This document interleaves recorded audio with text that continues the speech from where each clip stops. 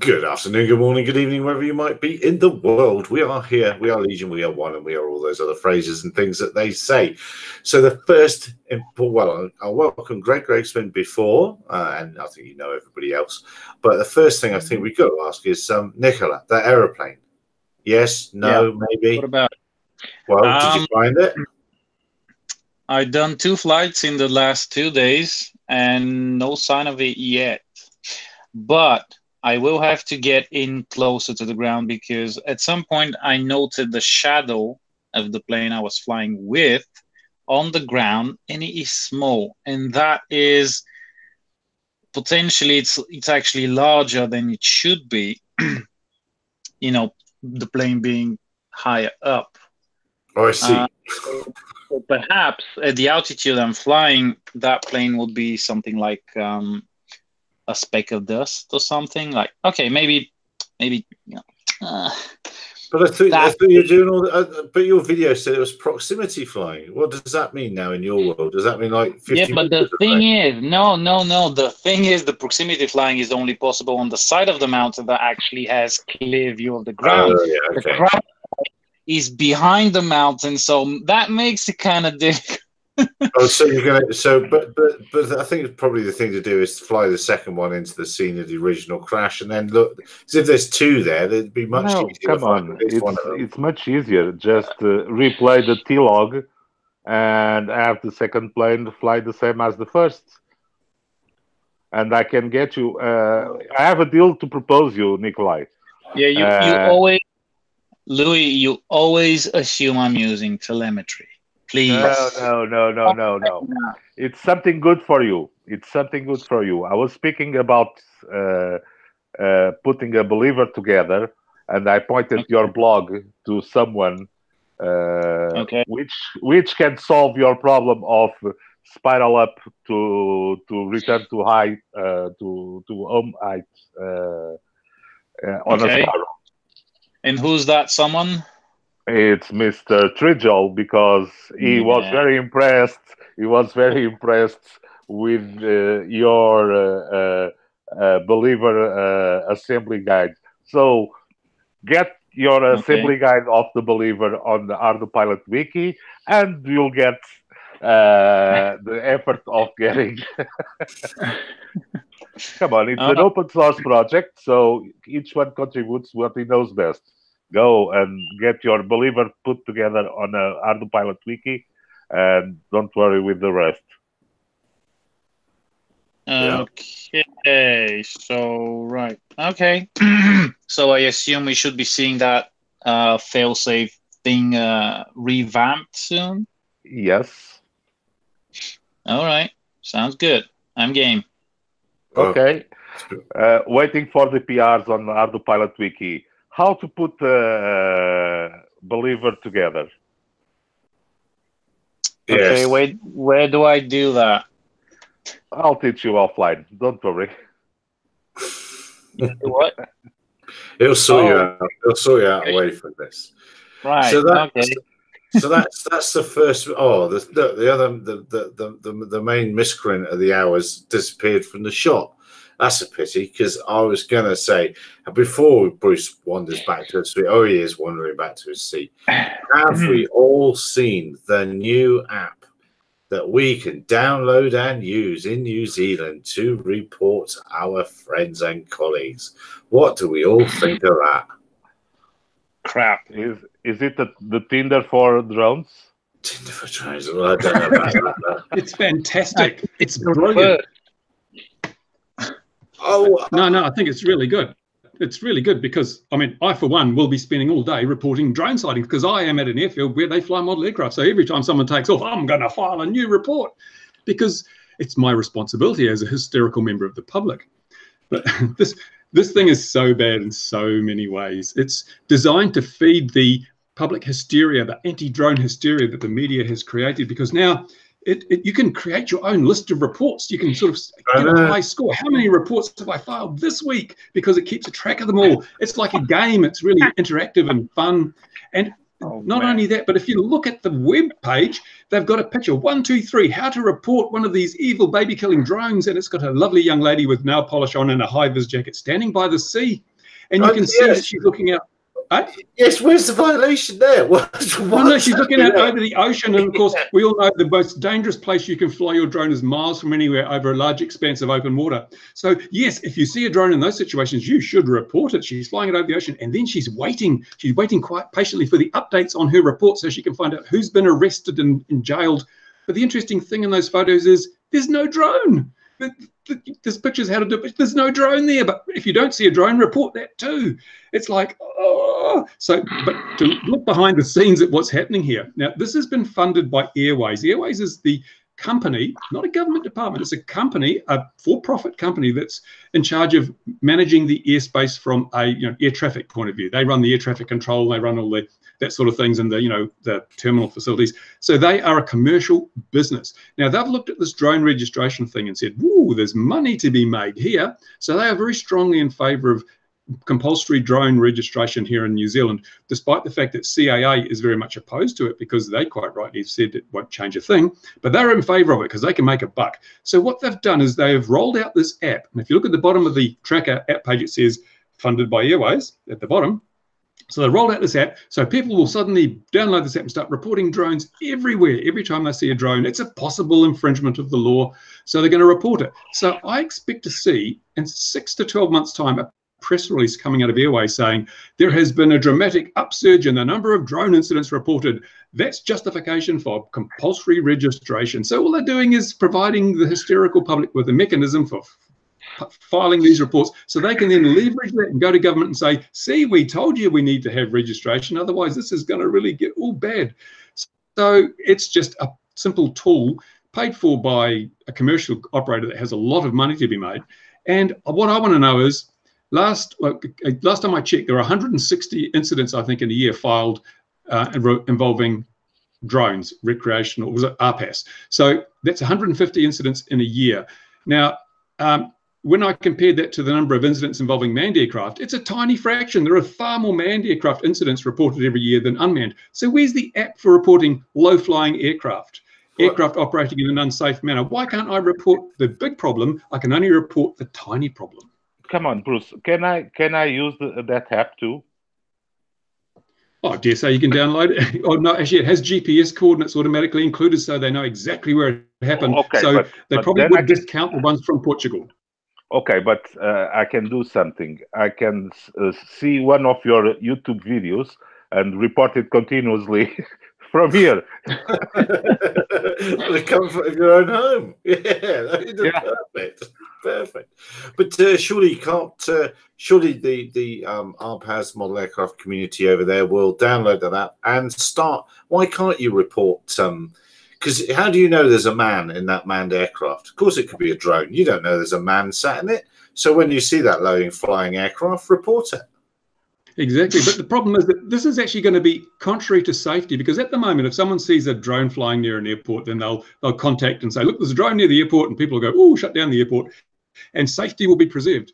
But already, if you look at the 150, 160 reports of drone incidents, there's a very high percentage of reports that consist of nothing more than, I saw a drone. A member of the public concerned because they saw a drone and they've seen in the newspaper that it was probably looking for an airliner to bring down, or it was trying to perv over their fence and watch them sunbathe nude in the backyard. So they report these things. So there's a high noise to signal ratio. There's not much signal, there's a lot of noise. Now, once this app gets out there, there's going to be so many ridiculous reports filed that the really important reports, the ones where someone's life or property is being endangered by a drone, will be drowned out by the noise. And so you lower safety. But this company, Airways, in order to make itself more money, they don't care about safety. Oh, we don't care about the fact that we're going to lose the real reports in the noise. We just want to be able to say this registration is required and we're the company to run it and charge people for doing so. That's like, whoa. So Airways loves the idea of just reports coming from anywhere, even reporting legal activity. If we take that to the next level, breathing is a legal activity. Can we report someone who's breathing as well? I mean, there needs to be a filter on the front door. No, because if they're breathing, you probably only realize they're breathing because they're breathing heavily, and they're doing that because they're using a drone to spy on your bedroom window at night. Makes sense. I just personally, I couldn't believe that what I was reading when I saw it. I couldn't believe it. I can't believe it's not butter. Isn't that the same kind of activity that some authorities promote, like in US a couple of years ago? That mantra that was, if you see something, say something. It's the same mantra. It's the security mantra. Yeah. But then, was there an inkling that this was coming in New Zealand? Had this been heard about? No, it's taken everyone completely by surprise. I spoke to the head, or the former head of the New Zealand model flying national body, and he didn't know it was coming, but he was aware that Airways has an agenda to affect what Airways want to do, and I think they've said this kind of privately previously, is they want to produce a system where you have to pay to fly. It's a pay to fly thing with unmanned aerial aircraft. That's the ultimate goal. And this is just a tool they're using to justify the introduction of that sort of thing. So it is a cynically commercial move, and I hope it's seen for what it is. But unfortunately, I fear that you'll have the Airline Pilots Association coming in behind, and it'll be taken from CAA's hands and put into a government department's hands, who, for the interests of safety in the nation and to protect babies from drones, this is what we must do. Come on, Bruce, you're being so bad. You're trying to block entrepreneurship. I'm sure they'll use some blockchain and some artificial intelligence to enable that app. So entrepreneurship, it's all the rage now. Well, Mad RC is mentioning Fins, which is kind of the UK version, and I know one of the big UTM providers, or UTM would-be providers, is exactly muting pay to play to fly, which we've been saying for 2 years here, and everyone's ignored us. But it seems to be coming home to roost now. And I have heard that the figure is $8 or €8, depending on where you live. That's the target fee per flight for everybody. Model aircraft, commercial flights, you take, whichever you want. So that's what the word on the street is. Ian, well, you've taken your jumper off. It must be summer in the north. Yeah, I'm not taking my jumper off. I've taken my coat off. So, your coat. Oh, that's it. Yeah, I have put a bit of heating on, but actually the weather's been surprisingly good. It's been, it's felt more like summer than winter overall, and that we've had sunshine. And this time last year it was snowing, and this year it's not. So that's great. Photos are coming out already. They're getting really confused. Well, it won't matter to you in your posh cactus garden or whatever it is you've got there. So welcome anyway. But so it's madness. Do we think? What's the chances of the idea of that app getting popular all over the place? Is question number A, and question number B is to the team. Shouldn't we stand up our own report low flying app? Let's start digging back at them. Well, the problem is that just ignore it. Yeah. Well, if it gets popular enough, I just can't see a situation where this doesn't go wrong. It's just gonna be drones. It's just gonna be drones left and right. It would feel like most days you can't see the sun. There's just so many drones up there. Yeah. Well, wrong for hobbyists,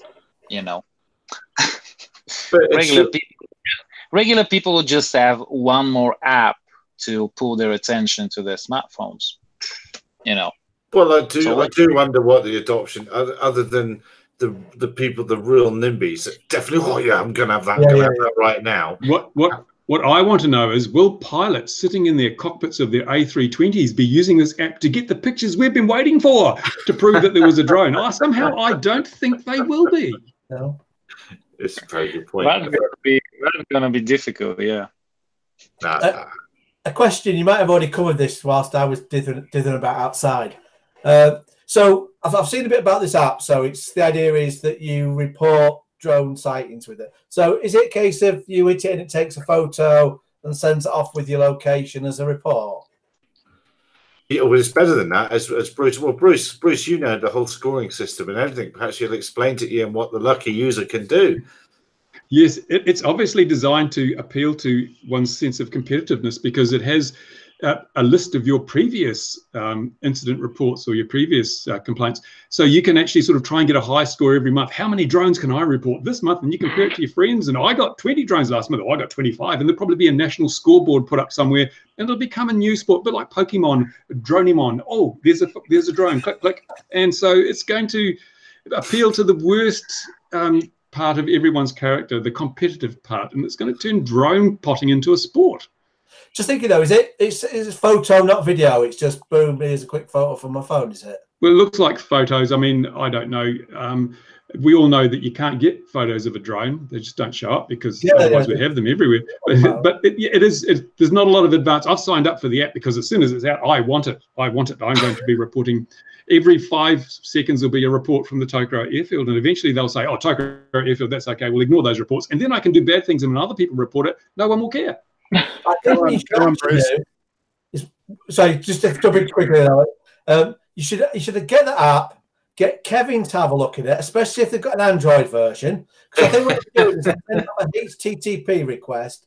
It'll be sending off the picture, and it'll be sending off some details, and then just make a program that just sends thousands of them off with pictures of kittens and everything, and just bring the system to its knees.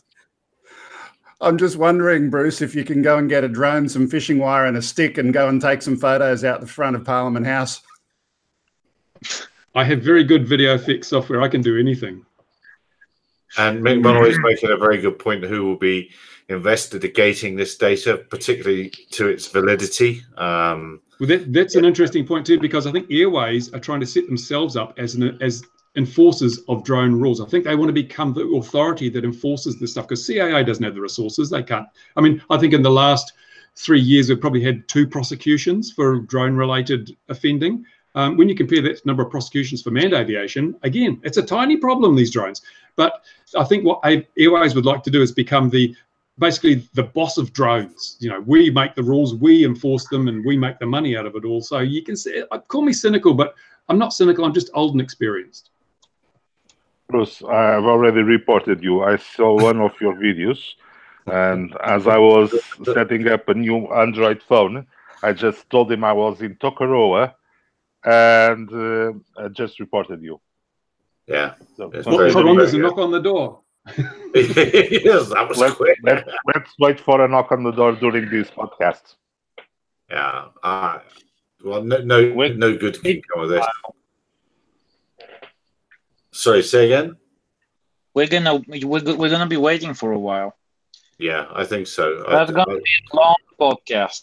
I can't think that they'll get the number of users to make it a useful sample of data anyway. I can't see enough people bothering, and those people that do bother will be complete nut jobs, and you'll be able to knock that data out straight away. And we know Bruce is going to be one of them. So. And most likely, what will happen is that they'll be using the data sets that they're going to pick up from the complaints to enforce some kind of crazy restrictions. It's clearly written in the stars that that's what they want that app to do.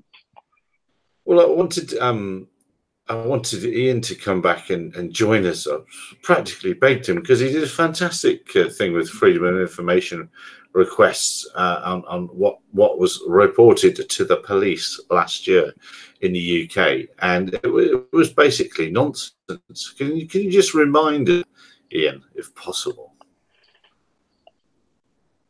Yes, I can. In fact, I was just trying to find the exact PDF while I was speaking, but I've got a few summary bits here, as we've touched on it before. But yes, it was, as you've mentioned, it's this time of year where they ask the police again, can we have all the totals for how many drone complaints you've had? And they just spew that out as a total. And what they love to do especially is put out percentage changes. So like last year, I think there was one local newspaper where they reported in the headline, 400% increase or 200%, whichever it was, increase in drone complaints, and it was literally from like 3 to 6. But rather than put that, it was put the percentage. It was pathetic. But with the thing with that, what we need to do is you challenge the reporters, because if you look, most reporters, names there in it, Just put that reporter's name in Twitter, and you'll almost always find their account. And then you can say, well, you know, actually challenge them on the report and say, you know, just how pathetic it is. And a lot of these reporters, although they know themselves that they're putting a non-story out there, I don't think they like it, because obviously they're followed by fellow reporters, and they always want to be seen as, you know, being a professional journalist and doing correct reports. So I think, you know, if people actually say, wait a minute, what you put here is, you know, it's very skewed, and you know very well you're misleading. I think eventually it will help in making journalists think twice. At least they'll know, well, I'm not going to get away with it. It will go nowhere. So what we saw last time was, I'll use from my local force, because obviously we've got the entire country where this happened, but there's so much data to go through. And this is one of the reasons why journalists won't put the right figures either, is because it would take weeks of going through this data, you know, and this is what you should have with journalists. You should have proper investigative journalists that go through data and check it, but it doesn't happen these days. So they just want to put totals out. But if you actually get all the data, so you get all the call logs, which thankfully some of the forces will do for you, and what they do is they just redact out information that will identify, you know, the person's address and so on, and details like that. But it will give you enough information in there to see what was going on. So last time, when I looked at my local force, it started off with saying, oh, well, there's a couple of hundred calls to the police. And then when I actually looked at it, it looks like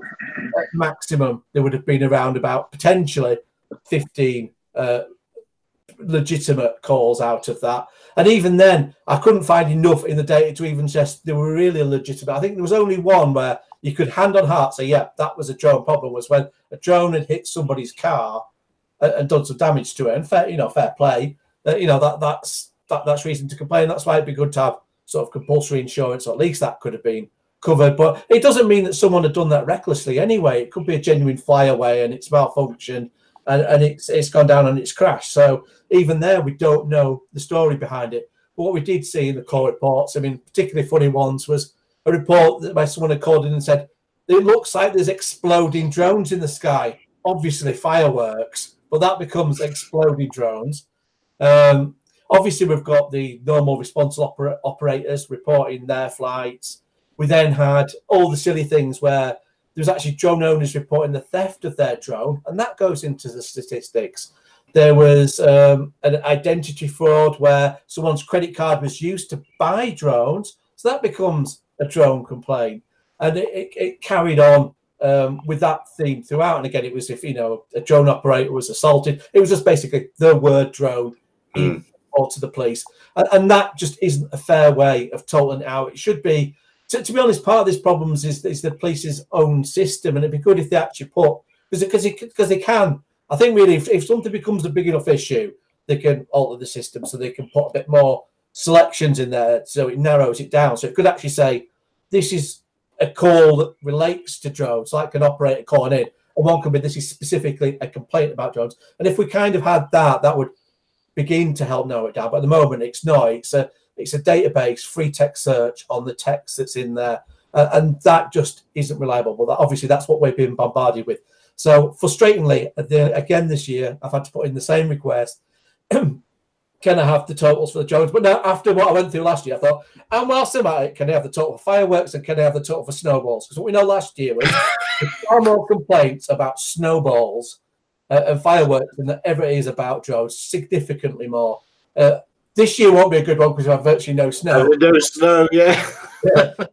It's amazing when even you think about it, even with snow, that's 2 or 3 months of the year can create far more stats than drones that fly all year round. I mean, that kind of demonstrated that, because even one journalist was trying to argue with me, and he was going, "Oh, yes, because about going on the percentage increase. Oh, yeah, it's a 6%." So it's not. If drones are getting less complaints about people throwing snowballs, you can't have the argument that this is a serious menace to society that we're all alarmed about. It just, the figures don't justify that standpoint. Yeah, no. You have access to something. We've got the ATSB, and we can get drone incident statistics from their online database. Do you have something like that? No, what's that? The Australian Transport Safety Bureau. No, all we've got at the moment is, or the way the press are pulling them up, is each individual police force has their own call logging system, and they just say search for the word drone on that. So every police force is bringing them in, and some of the police forces, because this is hassle, won't even look for the calls. They will only give the number. So we've got a very, and this is the trouble with a lot of the stuff the press use. They love to use the freedom of information request to make an argument or make a case about something, but the data, it's very difficult to get information from the police system that can put a specific case, just because of the nature of the fact that you're relying on just a description in a call log, unless you literally, and this is why the only way you could actually properly analyze this, and it's a shame like DJI or someone within the drone industry doesn't just employ someone, because what you have to do is employ someone to do this. Literally get the data, sit through it, write the report at the end, and say, boom, that is it, actually as it is. And that's probably why it hasn't been fought back, because I know people have gone out and requested from every force within the drone industry, but again, it's people that are just commercial operators trying to do this at home in their own time, trying to total it all up. And obviously, everyone's got a busy life, and what you're going on to actually do that, it's a major thing to do. So that's why, especially like in my case, I only took my local force, because that was something that I could justify spending the time to do. To try and do that across the entire of the UK, someone would have to be employing me to do that, because it's going to be such a lengthy task. We do have the AAIB in the UK, so you can get the official reports that the authorities seen, and there's, at the end of the day, very, very few of them, and that would be incidents and accidents and perhaps reported sightings. But from the AAIB and air props reports, they really are it's small fry, really. Yeah, Speaking of media, those are kind of different. They're kind of different issues, isn't it? That's where it's close call with an aircraft, where really the argument the press is making is this is a wider issue to society because of these calls. Yeah. So go on. The media has this agenda, though. They've got this. The narrative is that these things create great headlines, and you get lots of people looking at the pages on your website and watching the ads and things. So they don't want to portray an effective, objective view of the whole thing. And I tested this out actually last week. If you watch my channel, you'll have seen the video where I used my drone to scare some gulls off the airport. And I would have thought that this would have been a great story from a media perspective. Kiwi sheep herder uses drones to keep airports safe. You can imagine, when I was a publisher of an international news media organization, that's the kind of headline I looked for, because it's different, it's distinctive, it provides balance to my other stories. So I actually sent off the link to that video to a number of different news organizations around the world. Not one of them responded to the fact that this was a good news story. Here's someone using a drone showing how they can actually make airports safer, and maybe drones would be a good strategy for clearing runways of dangerous birds, and bird strikes are $400 million a year in damage and cause the Hudson River crash. No, that's completely ignored. But if someone was to report a drone near another airport somewhere, that would get headline coverage. There is such a bias in the media that we are pretty powerless to sort of address that, because you can take all the press releases and headlines you want to the media, but they control what they print, and they just don't want to print the good news. Absolutely. Mick Malloy's making a good point, as ever, in the comments, that more injuries from snowballs, that would be a good stat to compare, drone injuries versus snowball. And then fireworks, of course, that would, pun intended, blow the drone industry out of the water, really, the injuries there. And I don't know if Mick saw the bird strike at Avalon this week. The C-17, as it was departing, took a bird on the runway with the world's press watching. So, those birds are dangerous. Are you sure it wasn't a drone? I'm sure it must have been a drone with feathers. No, well, I don't know if you've seen the footage, but sadly you can definitely see the poor old bird being taken into the engine, accelerated away. Well, I didn't hear the media blowing up with that story. If it was a drone, trust me, we would have heard it. But Did the plane crash? No, it didn't. Sadly, but no. Apparently, if something gets in the engine of those planes, they crash and everyone dies. Yeah. You know what? I don't watch news, and I barely watch any TV, and I try to stay away from news online as well. Trust me, if something like a drone hits a plane for real and is confirmed and there's damage, even I will hear about it. So now, Nikola, you do know that World War II is over. You can put that rifle away now. What rifle? Put all your tinned goods back in the bunker, or you can come out now. Yeah, that's what we could say. You can come out there. Yeah, it's a real kerfuffle, It's just depressing nowadays. Yeah, but I look forward to it.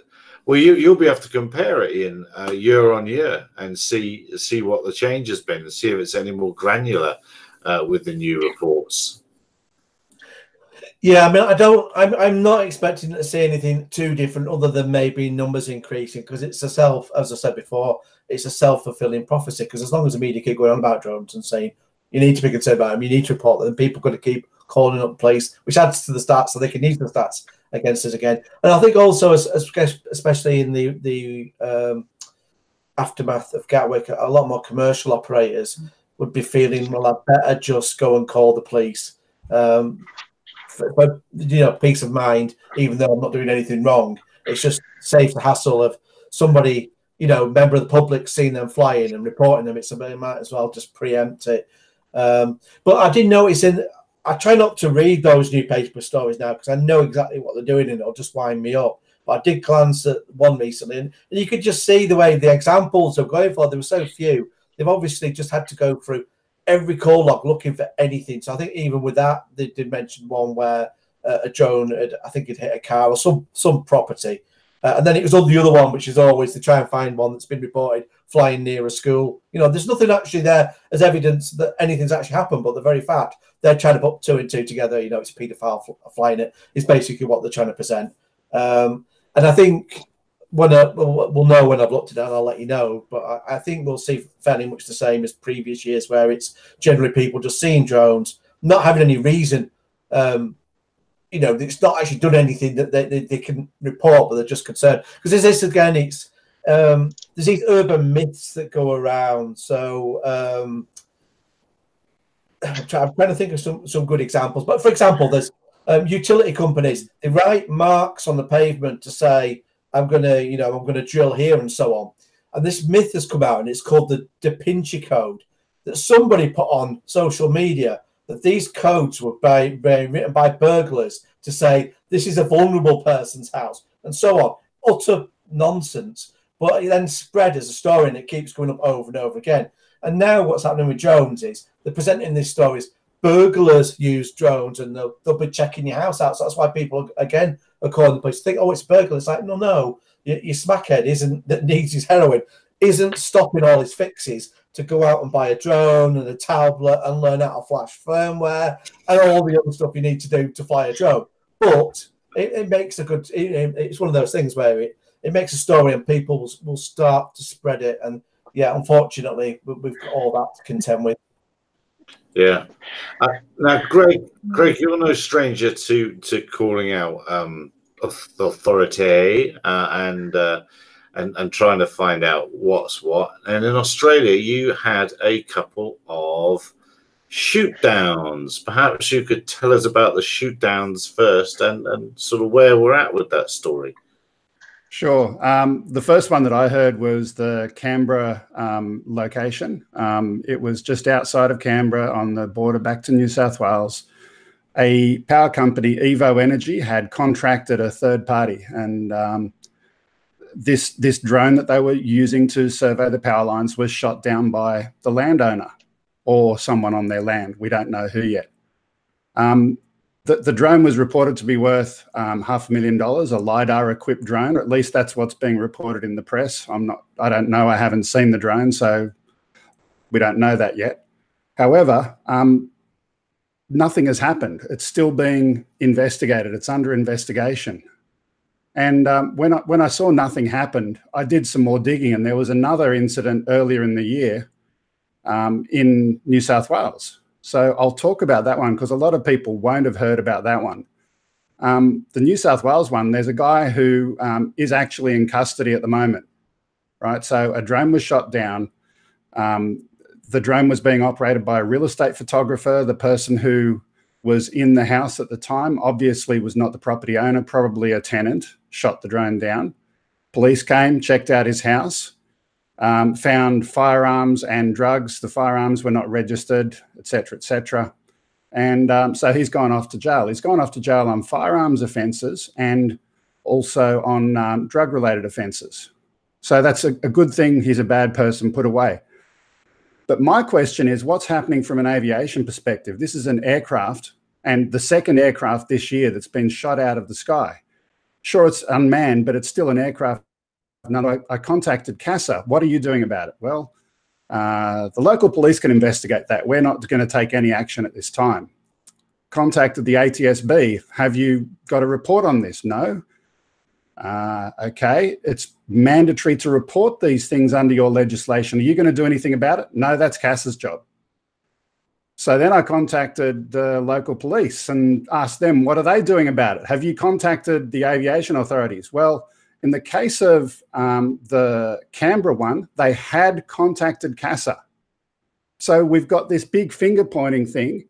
CASA said, we'll only act when we're contacted. Well, they have been contacted, but they haven't done anything. It's just crazy. And looking at the New South Wales one in particular, right? This is a slam dunk. You got the guy in a jail cell. Wouldn't it be good for the aviation community when you're trying to tell people right now that you're about to charge them $140 per year per drone, that you would go out and take action and prosecute when someone breaks the aviation laws? But hang on, it doesn't suit the narrative of drones are bad. Well, sadly, that's probably right, isn't it? But there has to come a time when, well, we're already at that time, aren't we? Where we're greater than them, we outnumber them, and so surely the regulators have got to start. They've got to start looking after our needs and wants, or is that just too utopian a concept? It only becomes true when there's a strong community of drone users which get organized in a good way and starts taking responsibility in those bodies of that regulate aviation and such. Until then, we're just another bunch of smart kids playing around with flying toys. Yes. Yeah, that describes me perfectly, actually. Yeah. It is, yeah. Sadly, you're kind of right. So, but yeah. I see you sent some messages, Greg. Yeah. Are you beginning to get the right answers now, or are they still shying away from you? Not getting the right answers, but this much I can say, right? So CASA's website says when a safety matter is reported to us, and this is on the safety report to CASA web form, we must act. We will act. So I'm getting back to them and asking them, one, what did you do? What was your action based on the Canberra incident? It was reported to you by ACT Policing. What are you going to do about the New South Wales one? It has been reported via your web form, I understand. So there's two, and I want to see what they say. And there must be a paper trail of that all being reported. They can't deny that it's happened, I should imagine. Okay. Want to see if I was them? Do you want my answer? Sorry, it was not a registered aircraft. Doesn't have a license plate, so I'm sorry, it's not an aircraft. So we are not involved. But then they can't say they can't regulate it. Exactly. They can't regulate it. Exactly. So they have to. I think you probably have to escalate it to a higher level. You need to take it to the minister responsible, and if that doesn't work, take it to whoever happens to be the Prime Minister in Australia today. Well, the Minister's office has been contacted. Their aviation spokesperson hasn't returned my call yet, but I'll be following that up. And regarding the Prime Minister, he also happens to be my local member of Parliament. I've tried to contact him about other things before, and that seems to be pretty fruitless as well. So I don't know. You'll have to hurry up, because you need to hurry up. You'll have a different Prime Minister tomorrow. A paper letter. Paper letter is the one that works better. I've sent paper letters to his office about other matters before, and it's been unresponded to. So it's an interesting sort of loophole here, isn't it? And I think it applies around the world that really they'd rather not bother trying to enforce anything, because really it's too much of a problem. Here's the simple fact, though, Gary. The CASA and other related legislation, it's got a definition of what is a safety matter, and it includes damage to or destruction of an aircraft are two of the categories that come into that. It is a safety matter. The CASA legislation says you must act when a safety matter is reported to you. So it's an open and shut case. Yeah. Were both the drones registered as aircrafts? If not, there's your loophole for them. It's not a loophole because aircraft definitions in CASA legislation specifically include drones. So nice try, Louis. No. In Europe, it's the opposite. They have separate aircraft from drones. So the EASA regulations say a drone is not an aircraft. So it's completely different. Yeah, not the case here. So would that not mean that, you know, an aircraft endangering others, the word aircraft, so it's not an aircraft? Was that why I'm trying to quickly go now? Would that mean you'd have to rewrite all of the air law or the bits to prosecute drone operators to change the word aircraft to drone? That's just a crazy idea. Yeah. The other thing, let me give you one more idea before we go. Ultimately, shooting at a drone is interfering with an aircraft from the ground. And that's listed on the ATSB website as a reporting category. These ones weren't listed there, but they've got heaps of things when you're pointing lasers at manned aircraft. So, you know, you can't have it both ways. It's an aircraft or it's not. It's been shot down out of the sky. It's interference from the ground and no one's taking action. Well, of course, in the UK, we've got exactly the same sort of a thing has occurred. At this time, a hunt followers shot down. I've forgotten where it was. We better quickly look at the thing. It's somewhere in Kent. In the countryside. In the country, it was outdoors. It was definitely outdoors. East Kent, Ashford Valley and Tickham Hunt. The thing that was funny with this was I saw the operator that flagged this, and they posted and said, "Well, I've gone to police, and police said they don't want to know." And then obviously the drone operator said, "Well, you know, that's not on." I know what I said was, I said, "Well, give it to the media." I said, once they're showing it, then someone in the police force at some level will say, actually, maybe we shouldn't just be saying we're not investigating it, because there's quite a few issues there. Obviously, you've got the use of a firearm, as apart from the fact the drone was shot down. So I don't know if it came to that or they just managed to go back with a reasoned argument and get some action. But the police did, from what I saw, they actually acted. I think there was somebody arrested. Now, whether they'll actually use aviation law or they'll just go for the gun law and criminal damage, I don't know. But that'll be interesting to see. Well, I've read that article. Yeah, I've read that article and exactly the same thing. Only firearms and criminal damage related offences. No mention of aviation offences at all. Are they trying to avoid a precedent of some sort, regulators around the place? I think so, but just out of interest, I'll share with you a few more. I think it was somewhere in Africa, Nigeria, I think. There was a presidential election. Don't know if you've heard of that story. That was another drone shooting that's happened recently where the actual Nigerian military was accused of shooting that drone down. There was another one in the USA in the last couple of weeks where a Mavic 2 was being used to search for a lost dog, and it was shot down out of the sky. This is not isolated stuff. It's happening in lots of places, and the regulators have got to actually sit down and say, hey, we own this, we're accountable for it. This is what we're going to do the next time it happens. In the USA, you just put a gun to your drone and it's called self-defense. Yeah. Thanks, Gary. Yeah. In the case of Mavic 2, though, I do think the guy deserves a badge just for the fact of hitting something that small in the sky with a gun. Target practice. Yeah. Yes. So are we sort of in semi-agreement then that regulators are avoiding dragging the aircraft term into RPAS too hard by not going after people? It seems to be a slightly two-faced approach to it, and obviously it's treated like an aircraft when it comes to us all paying money and following regulations and all the knee-jerk legislation. But the moment a drone owner's on the rough side of an incident, say being shot down, for example, it looks like, I can't really judge the UK yet until we see what happens with this case, but certainly looking globally and what we've seen happen in America, because this has happened a few times, it seems that then it's just a toy that's been shot down.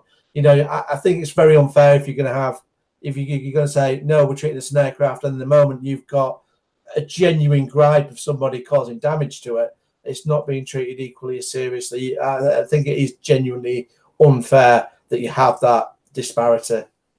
Mad RC is making a good point in the comments that the reality is it does not fit the public and media narrative against drones to prosecute. Yeah. Let me ask a question. Here's an interesting one. We know about shooting from the ground. What if there was, to use Bruce's example, a drone with a gun? It's in airspace. It's not on the ground, so therefore it's not subject to the laws of the ground. Would they act then? It's aviation legislation once it's in the air. Well, I'm not too sure. Can an airplane be? I believe an aircraft cannot be armed unless I think it belongs to military or police forces. Yes, I think that. But the thing is, once you in America, if you classify your gun, a flying gun has less restriction than a drone with a gun. So you say it's not a drone, it's a gun that flies, and suddenly you don't have to register it. There's a whole lot of freedoms that come with that when it's because you have a right in the Constitution to bear arms. Suddenly your flying gun is free from restriction and regulation, or at least the level of restriction and regulation that your little toy drone has. So maybe there's a merit to calling your drone a flying gun. And then when drone number 1 shoots down someone else's drone number 2, will the aviation regulators act then? Because they can't act on the ground. Yeah, but at least the National Rifle Association will go into bat for you. That's very true. Those fine Russian fellows. It reminds me of a story, actually, because in the US, there was a young lad that, and it was a 3D iris. And funnily enough, it was on a group that I was one of the admins on at the time. And we just thought, he's a young lad. He just wants some help with Archipilot. So we will give, you know, people were giving him advice, not realizing he was a bit of a, well, I can only think you can think he's a bit of a nutter, because then the next minute he's in the media with a drone that's firing a gun. And he ended up with, there were various court cases with him, because he was the guy that was assaulted using his drone, which made the news as well. And then he ended up with a thing where he ended up assaulting a police officer who was accused of that. And then apparently something was found on his computer afterwards. So it ended up being an ongoing tale. But yes, I think in his case, the FBI got involved. They definitely weren't happy with the fact that he'd weaponized a drone. Yeah. Interesting, though, because in Australia, didn't they restrict or prohibit the use of anti-drone technology because it was against the law? And was that because it's illegal to interfere with an aircraft from the ground? So maybe that is working against them. They can't shoot down drones as an authority. They can't use an anti-drone RF gun.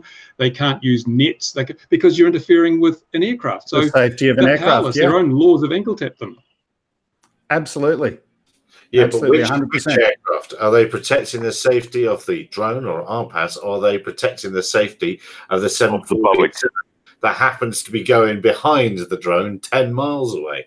Which this has got nothing, no, that's got nothing to do with it, Gary. When they're talking about you cannot bring down drones at a stadium because it's against aviation regulation, that's got nothing to do with the 747. Okay, well, so have they stated that then? That's stated. Yes. Yes, multiple times. Well, then they should be absolutely acting.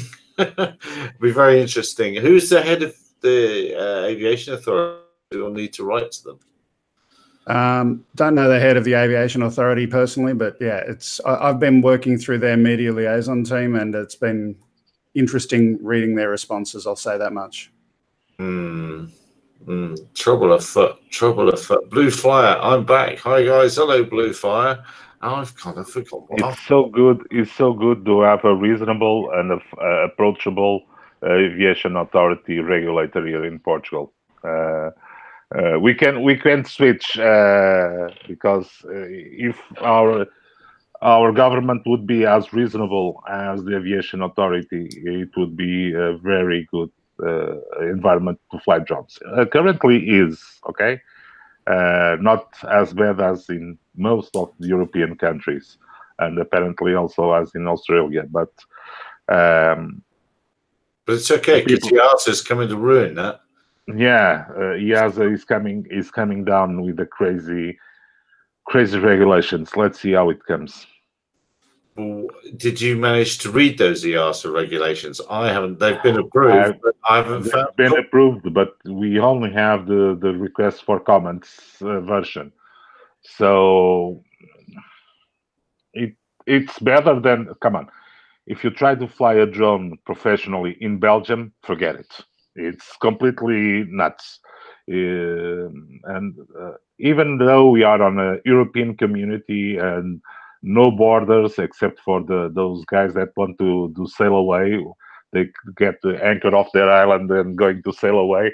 But there's no, for instance, even if I'm registered in Portugal to fly a drone, I cannot go to other country and fly, and even under their rules.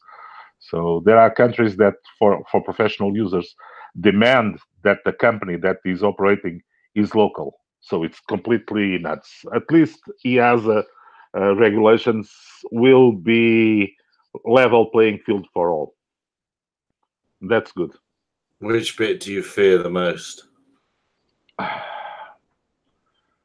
For companies, as a professional user, it will be better. For recreational users, it might get tricky. It's not a level playing field, it's a level minefield. Also, if you don't say mine and say minefield, it might be. Okay, there are good things and bad things. I think in the end, the overall score, the balance will be positive for the majority of professional users and slightly negative for recreational users. Come on, if you go to some countries, you get your drone apprehended at customs on the airport. So for recreational users that don't do their homework about flying their drone in some countries, it's a net loss of one drone when they arrive at the country. Yes. Myanmar's a nice place to visit, apparently. Oh, that's right. A chap got banged up there, didn't he? I can't remember how long he was banged up for, but he did get banged up. Yeah, there's a good friend of mine that went to an African country and went with permissions to fly, which meant that they took him through the room of daily confiscations of said RPA at the airport, and they said they were stacked high, and there were hundreds of them just shoved in a room. So it's quite a thing to lose. Blue Fly says 250 grams is ridiculously low, especially considering they've not done any actual testing. I think didn't somebody tell us once that we were chatting to a grown-up on this that came out of Denmark, I think, didn't it? 250 grams. I know I heard that it was an American thing, and then World War II they did tests on flak, and they found that with the various ballistics and kinetics, anything less than 250 grams was unlikely to be lethal, but over 250 grams could kill you. And so they designed the flak jackets to resist that kind of thing. And that's one of the stories I heard. It's probably a, I don't know, urban legend. Absolutely. And the Blue Fly saying it should be sub 1 kilo, so you can fly a 750 gram Mavic. Yes, that was on the cards from 2007, 2008. That would have been in the first bin. And that was because AeroVironment made something, I can't remember the exact numbers now, but spookily the proposed bins for weight were exactly fitted in the AeroVironment range of equipment. I can't imagine, just luck, I guess, is how that happened, and or the bloke in charge of that committee was ex AeroVironment. It could have been something like that. But yeah, so 1 kilo would have done, and 1 kilo. I can remember we used to say then that that's enough. We should get a lot done with 1 kilo, and now it looks like a bit of a dream fatty weight product. Have you got any further with your 250 gram machine, Bruce? Yes. I'm trying to get I'm waiting for some foam board to arrive for the non-flight control one, not the long range one, but the local one. But I think as a community, we've got to think smart. And if we push and say, give us no rules under 250 grams, like Canada has done. 250 grams, just a toy, just like, free that from all regulation apart from, having respect for person and property.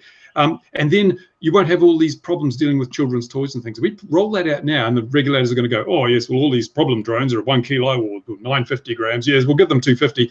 And then within a very short space of time, we're going to have all the capability with sub 250 craft. So we've got the freedoms back, and the regulators, being as slow to move as they are, by the time they realise, my goodness, they're doing all these things with sub 250 gram machines, we'll have already established ourselves and proven that it's totally safe. So I think we need to think one leap ahead of the regulators. If you go for 1 kilo now, it's going to be very hard to push that through, because they know that there are certain 1 kilo class drones that idiots are using to photograph airliners at airfields. But I haven't seen anybody causing problems with sub 250 craft. So we should be able to get that in without question, because there's, the risk analysis says these things are not dangerous. And once you've got it in, then you can get a foothold.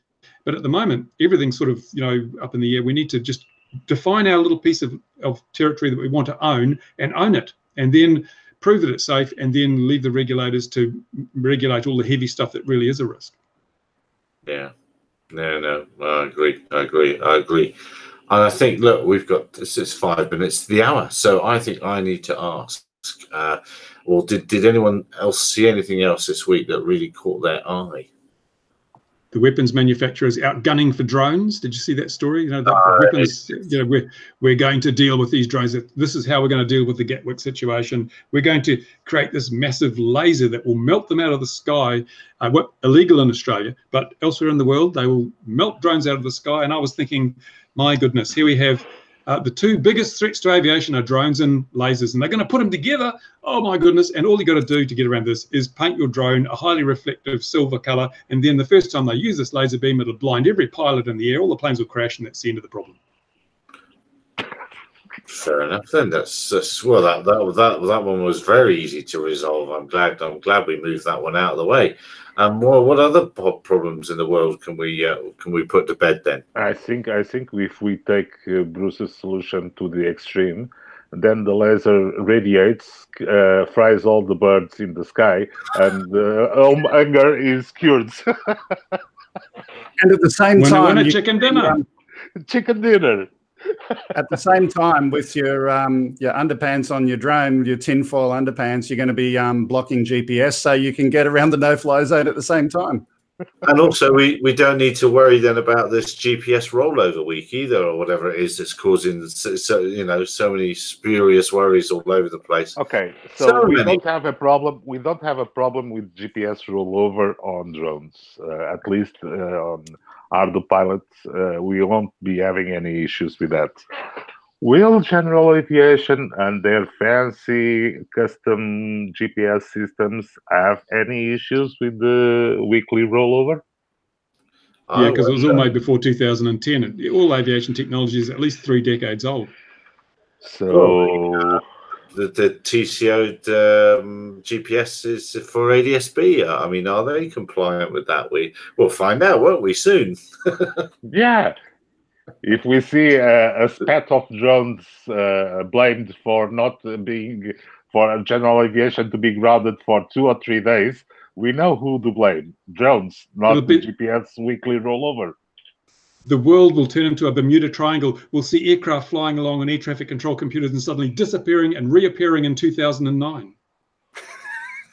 Someone should make a movie about that. Please suggest a GPS Dramatic F411 flight controller. Well, the little Banggood $12 one works really well. I think it's $12. I'm not sure US or New Zealand, but I got a couple of them. They're tiny, little wee. Hang on, I've got some here. Let me hold it up for you. This is an instant on-the-spot review. Here we go. These things from Banggood, marvelous. Look at the size of that compared to my finger. That's brilliant. That's 20 plus satellites. That's the antenna, Bruce. Just for Louis, I'll turn it round. There you go. Okay, thank you. Well, actually, one module anyway. We might be able to read what does it say on the back? Because if you want to, we're going to name them. It's is BN880, BN880 or 800s. There you go. Can you read that? Yeah, it's the 800s. Yeah. Yeah, it's those are okay. At least when they came up, they were reasonable.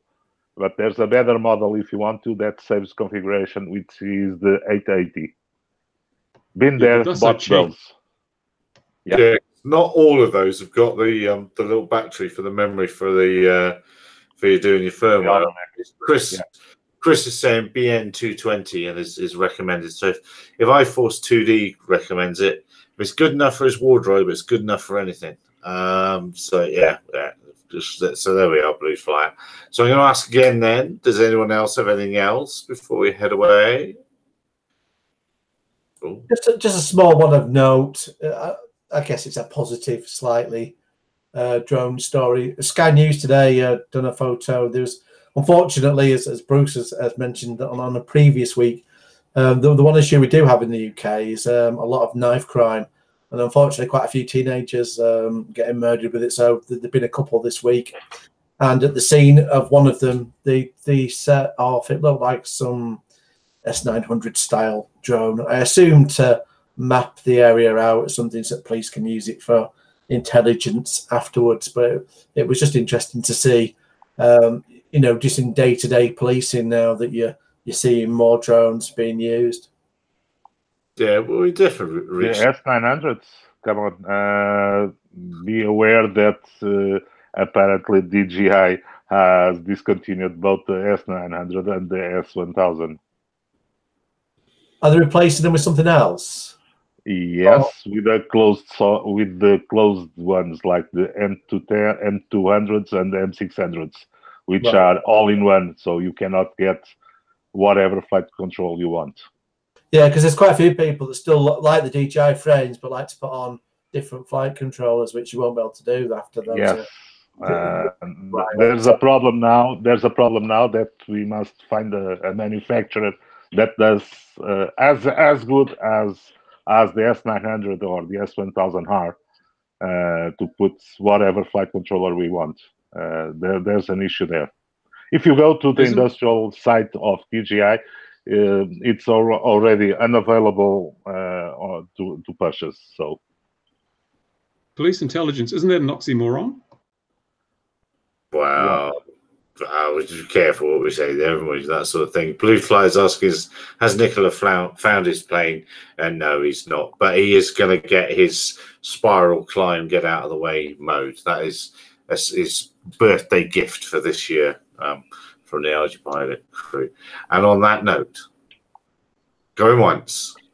I'll just say I'm going to continue my digging into the CASA stuff, and I'll be updating on some of that on my own stream on the weekend, which is a very special one because it's actually our first birthday since I've started doing this. So quick little plug for that.